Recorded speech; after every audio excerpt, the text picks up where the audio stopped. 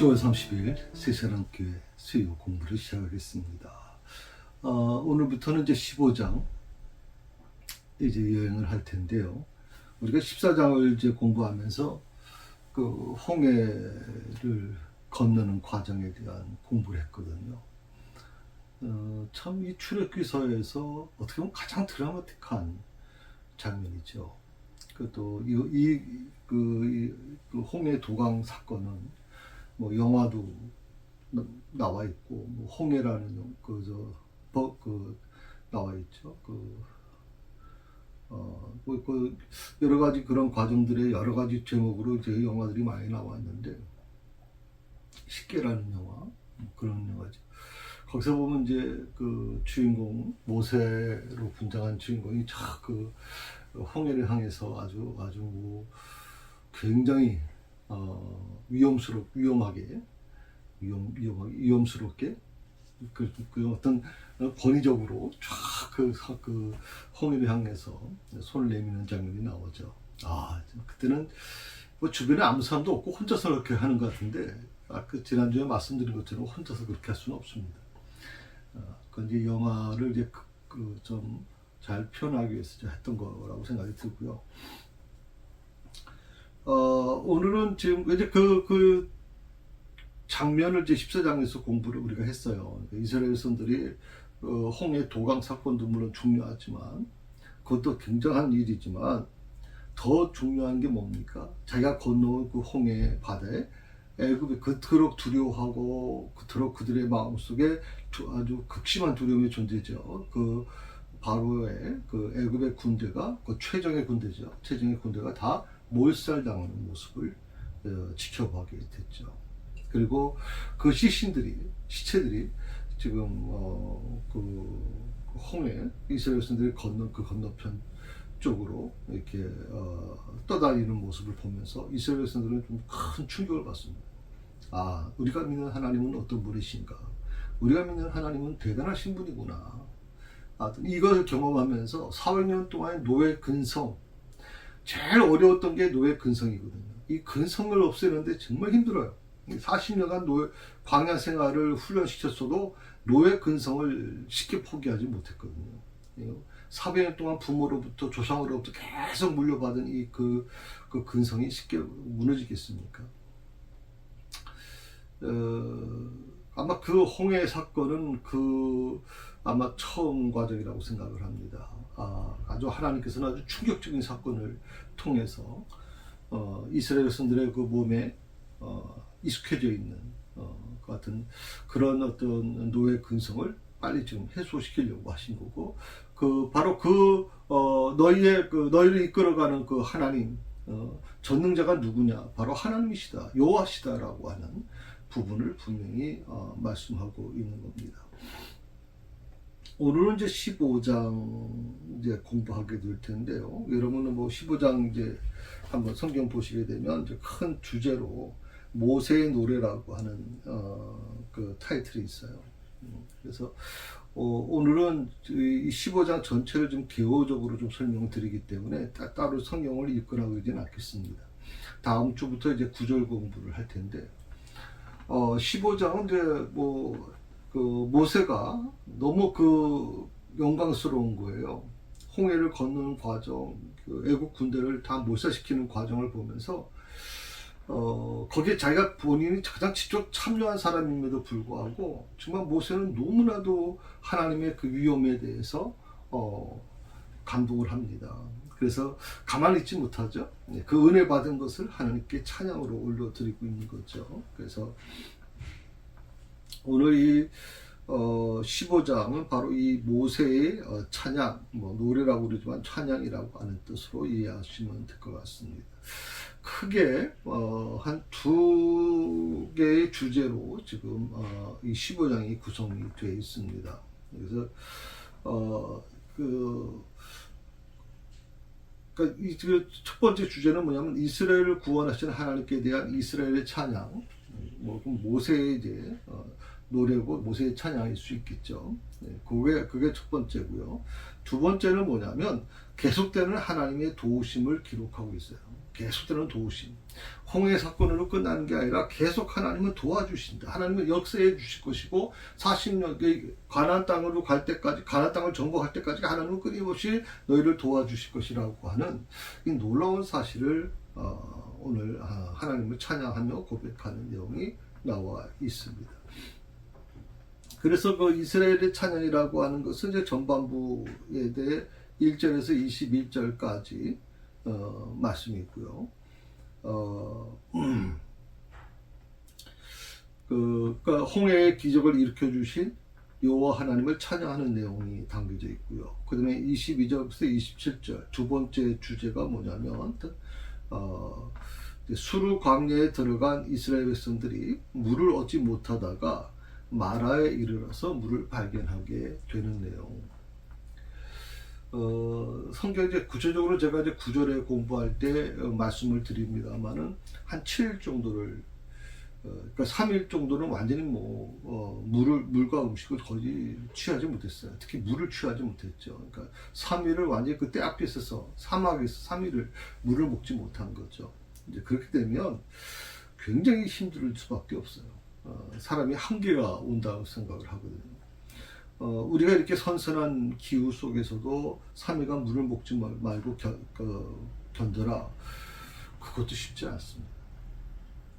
그런데 아시다시피 사우디 아라비아 반도 이 시내 반도는 굉장히 뜨겁거든요. 거기서 3일 동안은 거의 물을 먹지 못하는 과정에 대해서 그들이 아주 어려운 중인데 놀랍게도 이제 마라라고 하는 곳에서 물을 발견하게 되죠. 얼마나 기뻤을까요? 아마 춤을 추고 싶었을 겁니다. 너무 기뻤겠죠. 그런데 정작 그 마라에서 물을 발견하고 오아시스라고 하는 건데 그 오아시스 땅에 달려가서 이제 아마 허벅허벅 물을 먹었겠죠. 근데 그 물을 써서 먹지 못한다. 물을 앞에 놓고도 먹지 못하는 거예요. 그토록 물을 발견하고 그런 감격하고 하나님 감사합니다 했는데 곧장 그 물을 먹자마자 토하고 물을 써서 먹는다. 바로 이 부분에 대한 것이 좀 드라마틱하다고 저는 생각을 하는 거죠. 마라에서 물을 발견하는데 그 물을 발견하자마자 그 물은 써서 못 먹는다. 참 하나님께서 그 택하신 백성들을 훈련시켜 나가는 과정이 좀 특별합니다. 특별하죠. 그래서 이 물을 써서 이제 물이 써서 마시지 못한 그 이스라엘 백성들 어떻게 하나요? 홍해의 기적 까마득히 잊어버립니다. 아니 불과 며칠 전에 일어난 일 아니에요? 홍해의 기적. 본인들이 죽었다 깨어나도 경험하지 못하는 어떤 전 주변에 있는 부족이나 그 나라들이 벌벌 떨었던 놀라운 일이잖아요. 지금 자신들이 가장 두려워했던 이 애굽의 군대가 다 몰살당했는데 그걸 주관하신 분이 하나님이신데 그 눈으로 목도했잖아요. 그 눈으로 목도했는데도 불구하고 또 어려움이 오니까 또다시 하나님을 원망하고 모세를 원망하는 내용이 나와 있어요. 모세가 이제 그 이스라엘 백성들의 원망을 들으면서 이제 물론 이제 이 40년간 광야에서 이제 지내는 과정에서 모세가 많이 단련이 돼서 이스라엘 백성들 껍듯하면 막 원망하고 또 때로는 모세를 막 죽이려고 돌을 들고서 막 모세를 쫓아오고 이런 과정을 많이 겪었습니다만은 처음이니까 모세가 아마 많이 두려웠을 거예요. 이스라엘 백성들이 원망하는 소리가 그냥 원망의 소리겠습니까?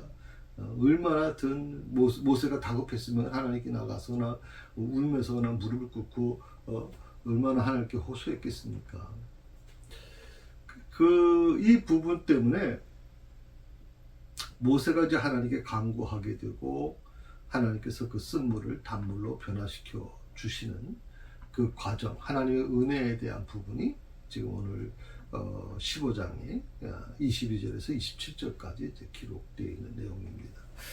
14장이 드라마틱한 그런 어떤 사건을 중심으로 풀어갔다면 15장은 바로 드라마틱한 이 홍해 도강 사건을 어떤 관점으로 볼 것이냐 하는 거, 그리고 그것은 그 은혜를 경험했음에도 불구하고, 다시 말하면 우리가 큰 구원의 기쁨을 체험했음에도 불구하고 우리 삶에서 일어나는 조그만 어려움에 대해서 끊임없이 하나님에 대한 불신과 원망과 지도자에 대해서, 영적 지도자에 대해서 불만을 토로해내는 이 모든 것들은 우리가 한번 좀 더 생각해 볼 필요가 있지 않겠나.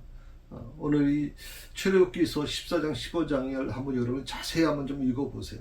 그러면 하나님의 역사가 어떻게 진행되고 있는지, 그리고 우리가 신앙생활을 하는 과정에서 제가 한번 이런 말씀을 한번 드렸던 적이 있는 것 같아요.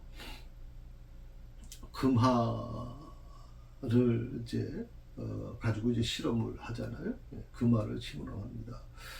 금화를 가지고 거기다가 막 딱 신발로 막 비비고, 또 뭐 더러운 곳에 막 집어넣고, 그러고 나서 이걸 가지겠냐 물어봤으면 가지겠냐 물어봤을 때 사람들은 어떻게 했을까요? 멸이면요 모두가 갖고 싶어 합니다. 왜 그렇습니까? 아무리 겉에 더러운 거 묻고, 아무리 신발을 문지르고, 아무래도 그 원재료는 뭐예요? 금이에요. 금은 변하지 않거든, 지금.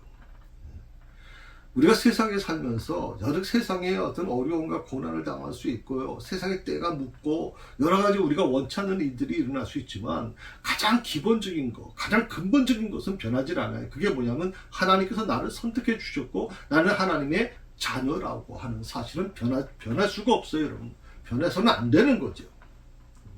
근데 너무 안타까운 건 뭐냐면 이 세상살이가 결코 만만치 않다는 건 저도 알아요. 저도 62세, 지금 60세가 넘어가죠.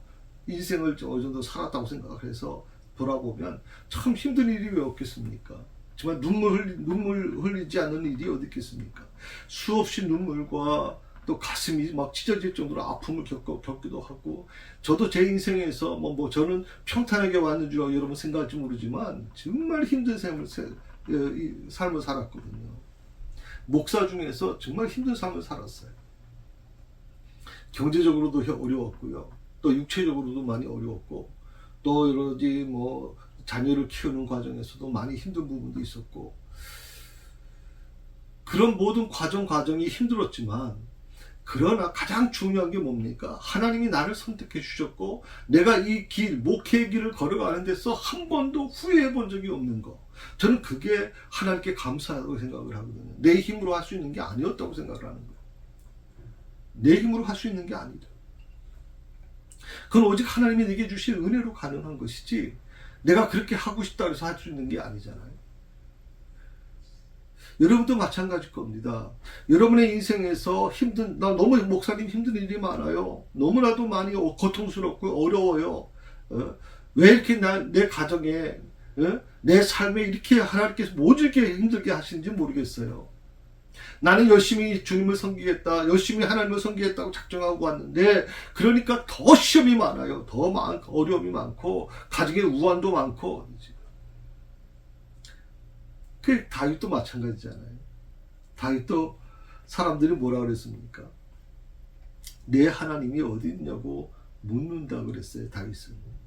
내 하나님이 어디 있느냐? 너희 하나님이 어디 있느냐? 다윗이 그 말을 들을 때마다 그게 너희 하나님이 어디 있느냐라고 묻는 게 정말 몰라서 묻는 게 아니잖아요. 조롱하는 거 아니에요. 너가 일평생 정말 하나님을 위해 살았고 하나님 중심으로 오직 하나님 한 분만 의지하고 살아간다 이렇게 했는데, 그 하나님은 너에게 어디 있는 거야? 너가 이렇게 힘들고 고통스러운데, 너가 지금 죽음의 위기에 와 있는데, 너 하나님은 어디 있는 거야? 라고 묻고 있는 거냐. 다윗이 시편의 그 마음을 이제 토로하면서 그 쓴 글을 보면 절절히 막 눈물 없이는 읽을 수 없을 정도의 말씀드리거든요. 너희 하나님이 어디 있느냐? 그때 다윗이 고백한 게 뭡니까? 내 눈물이 내 음식이 되었다라고. 내 눈물이 음식이 되었다. 너무 힘들고 고통스럽고 사람들의 그 말 한마디 한마디가 막 빗을 꽂는 것 같아서 다윗이 정말 그 얼마나 힘든 삶을 살았으면 그렇게 고백했겠습니까? 눈물이 내 음식이 되었다 하는데. 그런데도 불구하고 다윗은 변함이 없잖아요. 끊임없이 변하지 않아요. 어떤 죽음의 그 골짜기 같은 곳에서 지금 죽음의 그림자가 바로 앞에 왔는데도 불구하고 다윗은 두려워하지 않아요. 그래, 하나님께서 나를 데려가시는 거라면, 하나님께서 그것이 하나님의 뜻이라면 다윗은 죽음조차도 받아들이겠다고 생각을 한 거거든요. 이런 사람들은요, 예수님 말씀대로 하면 세상이 두려워할 수밖에 없어요. 세상이 두려워해요, 여러분. 이런 사람들은요, 사탄도 두려워해요, 여러분. 사탄도. 정말 하나님을 두려워하고 하나님 중심으로 믿음 생활하고 죽으면 죽으리라 결단하고 주님을 의지하여 나가는 사람들, 삶에 공고하고 삶에 어려움이 있고 우환이 찾아오고 정말 여러 가지 집안에 여러 가지 문제들이 많이 있어서 세상 사람들이, 나를 알고 있는 모든 사람들이 너희 하나님이 어디냐고 묻는다면 나는 그 눈물이 내 음식이 될 정도로 정말 눈물이 마르지 않은 그런 삶을 살 수밖에 없는데, 가슴은 막 찢어질 정도가 되잖아요, 지금. 가슴 부둥켜 안고 움켜쥐고 얼마나 고통스러워 하겠습니까? 그럼에도 불구하고 변하지 않는 거, 나는 하나님의 자녀다. 아멘. 나는 하나님의 자녀다.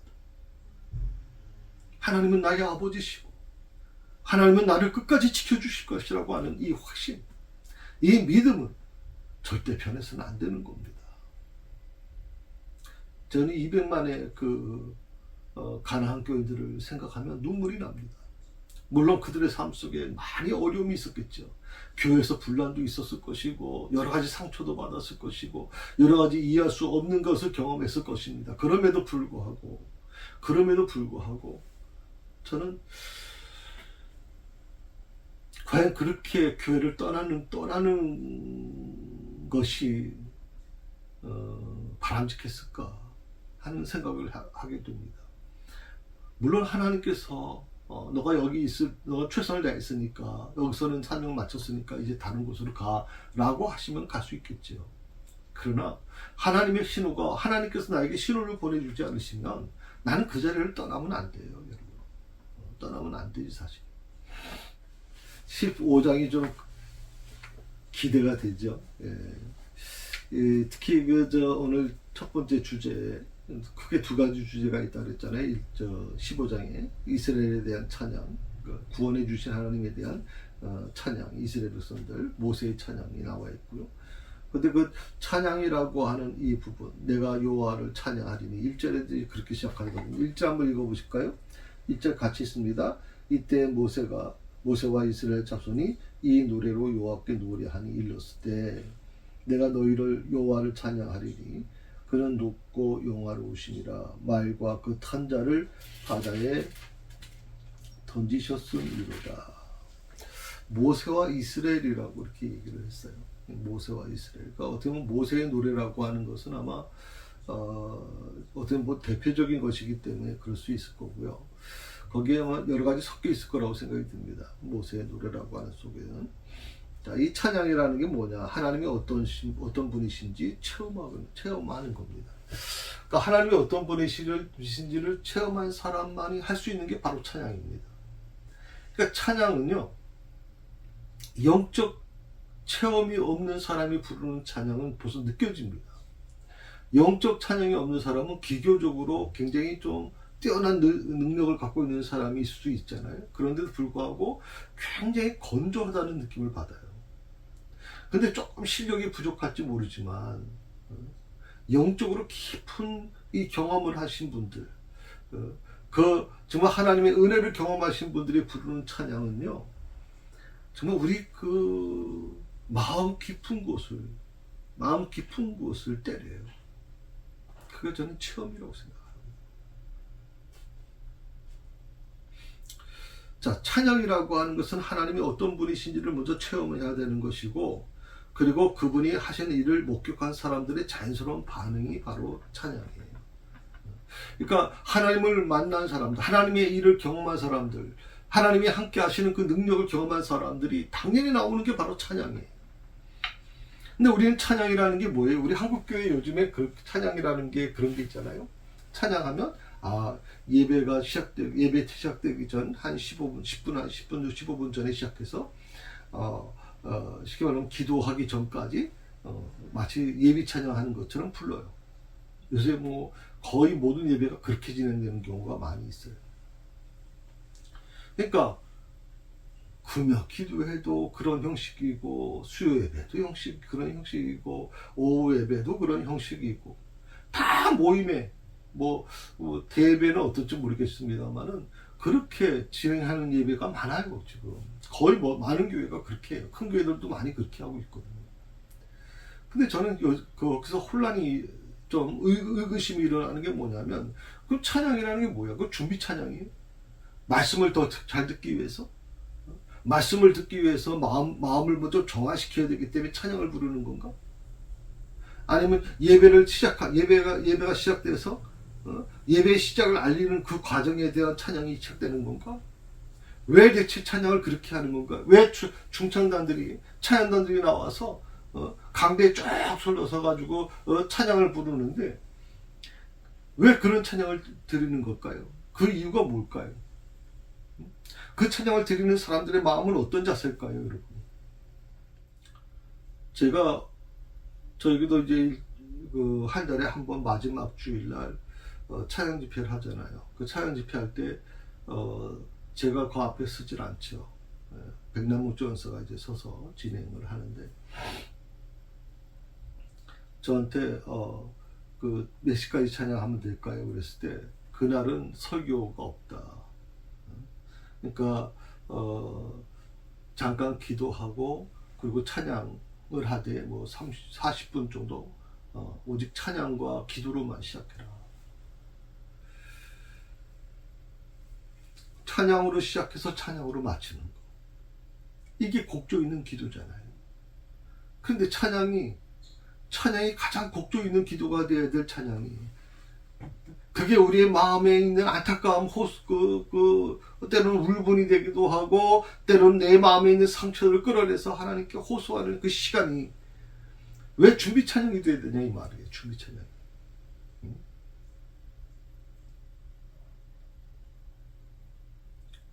그래서 저는 그런 부분을 조금 좀 반대하는 입장이기 때문에 저희는 이제 한 달에 한 번 찬양 집회만 좀 진행하고 있습니다.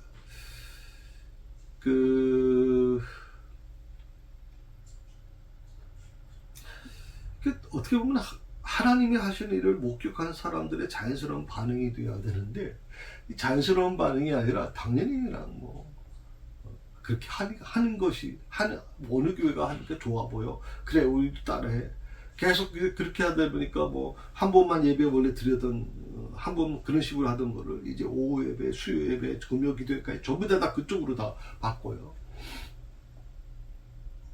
그러니까 그렇게 되면 교회들은 무슨 생각이 들어요? 전 준비 찬양하는구나. 준비 찬양한다고 생각하잖아요. 그 찬양에 빠져들어가서 내가 곡조 있는 기도로 하나님께 지금 곡조로 하나님께 기도드리고 있다고 생각하는 사람이 얼마나 될까요, 여러분?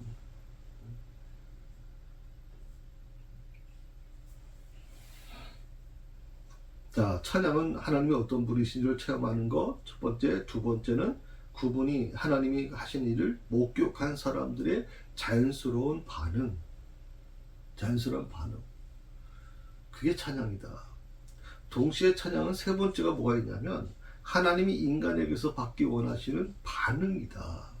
그러니까 찬양은 하나님이 인간에게서 받기 원하시는 반응이에요. 하나님이 원하시는 건 정말 곡조 있는 기도예요. 그러니까 다윗이요, 끊임없이 하나님을 찬양하고, 그리고 이 찬양 가사를 쓰고, 그것을 가지고 하나님께 그 성전에 올라갈 때마다 찬양을 부르고. 여러분, 이스라엘 백성들 보면요, 찬양이 삶의 일부가 되어버렸단 말이죠. 왜? 하나님이 가장 받고 싶어하는, 나에게서 가장 받고 싶어하는 게 바로 찬양의 그 반응인데, 그 반응이 뭐냐? 바로 찬양이라는 거예요. 찬양. 그러니까 찬양을 하지 않는 분들은 하나님이 정말 나에게서 받고자 하는 것을 거부하는 거예요. 찬양을 드리기를 거부하는 사람. 오늘 우리가 이제 공부하면서 모세의 그 노래를, 모세만이 아니죠. 모세와 이스라엘이 같이 한 노래 내용이죠. 그 노래를 함께, 찬양을 함께 나누기를 원하고요. 그리고 내 안에서 흘러넘치는 이 찬양과 감사의 고백을 한번 좀 살펴봤으면 좋겠다 생각해요.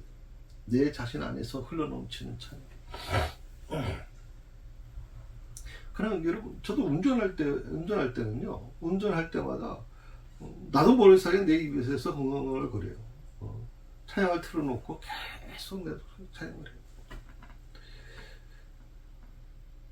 어떻게 보면 사람들이 볼 때, 뭐 운전할 때 운전만 뭐 이렇게 입에서 그냥 끊임없이 찬양을 하니까 오해받는 경우도 많이 있는데, 여러분, 이 찬양은 삶의 일부가 돼야 돼요. 그건 나의 곡조, 마음에 있는 곡조거든요. 곡조 있는 기도거든요.